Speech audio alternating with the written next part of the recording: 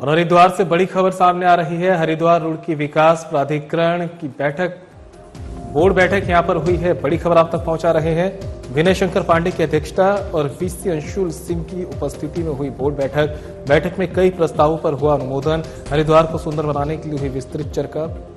प्राधिकरण द्वारा विकसित पार्क जल्द सौंपेंगे नगर निगम को, कहना विनय शंकर का। विभिन्न चौराहों को सुंदर और विकसित करने के लिए बोर्ड ने किया अनुमोदन।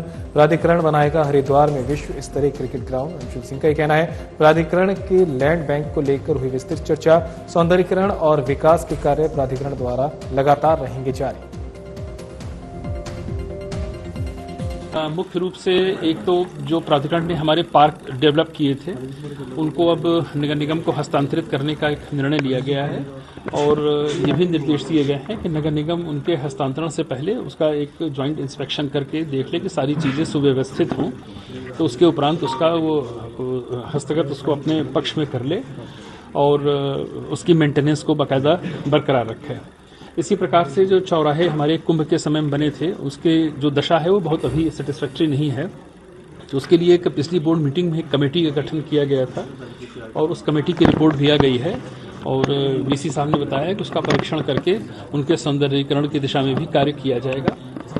इसी प्रकार से ट्रांसपोर्ट नगर में भी कुछ प्लॉट्स हमारे काफ़ी अच्छे निकले हैं, तो उनका जो हमारा क्राइटेरिया था उनके अर्हता का उसमें भी उसको भी कुछ रिलैक्स किया गया है ताकि अधिक से अधिक लोग उसमें पार्टिसिपेट कर सकें और एक अच्छा ट्रांसपोर्ट नगर निकल कर सामने आए। दे रखे थे, चाहे वो लैंड यूज से रिलेटेड हो, तो उसमें हमारा हाई कोर्ट के ऑर्डर का भी डिस्कशन हुआ जिसमें क्लैरिफिकेशन दिया कि जिसका रेवेन्यू रिकॉर्ड्स में भी अगर कोई कन्वर्जन करा रहा है और land use conversion as per law कर रहा है तो वो अलाउड होगा।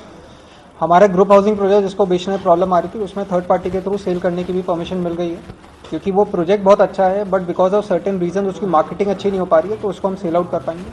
ट्रांसपोर्ट नगर योजना को हमने एक्सपैंड करा है, एक्सपैंड करके हमने ये इंश्योर करा है कि वो रिस्ट्रिक्टिव ना रहे, रुड़की वाले लोग भी उसमें पार्टिसिपेट कर पाएँ, उत्तराखंड के जो भी लोग हैं उसमें ट्रांसपोर्ट नगर में पार्टिसिपेट कर पाएँ। तो ऐसे ही और भी मुद्दे आए कि आश्रम को ओटीएस स्कीम में रखा जाना नहीं चाहिए, नहीं जाना चाहिए, तो उसको भी क्लैरिफिकेशन दे दिया है जो हमारे द्वारा दे दिया जाएगा चेयरमैन साहब को और फिर वो अप्रूवल हो जाएगा उसका। लोग कह रहे थे कि सिर्फ क्रिकेट के लिए क्यों कर रहे हैं, बिकॉज हमारा फुटबॉल स्टेडियम रोशनाबाद था और इंडोर में हम सारे स्पोर्ट्स ले रहे थे, तो हमने सोचा कि इसको डेडिकेटेड क्रिकेट का हम बनाएं क्योंकि right bang in the middle of the city है, तो फैसिलिटी को एक डेडिकेटेड फैसिलिटी बताएं ल्यूमेंस। तो इस समय हरिद्वार में सबसे ज़्यादा ल्यूमेंस की फैसिलिटी है। उत्तराखंड में देखा जाए तो तीसरी मैं मानूंगा सबसे बड़ी फैसिलिटी होगी इन टर्म्स ऑफ लाइट। सबसे पहला है हमारा राजीव गांधी, फिर है अभिमन्यु, तीसरा है भल्ला स्टेडियम। ये स्टेडियम का इनॉग्रेशन 11 तारीख को होगा, राज्य स्थापना वीक में जब हम बना रहे हैं 11 तारीख को इसको सीएम साहब के हाथों द्वारा हम उद्घाटन कराया जाएगा। इसका ground is perfectly ready, finishing work चल रहा है। जो फसाड का पेंटिंग वेंटिंग कार्य जो बचा होगा वो खुल जाएगा, वो अपना पेंटिंग का कार्य चलता रहेगा। बच्चों के लिए कोई रोक टोक नहीं रहेगी, ये सब खेला जाएगा। और हम आशा करते हैं कि इसमें उत्तराखंड क्रिकेट एसोसिएशन से हमने टाई अप कर रखा है। अभय कुरुला जी की हमने विजिट भी कराई थी, जो एक्चुअली स्टेडियम्स का अब वो करते हैं कि कौन बीसीसीआई अडॉप्ट कर सकता है। तो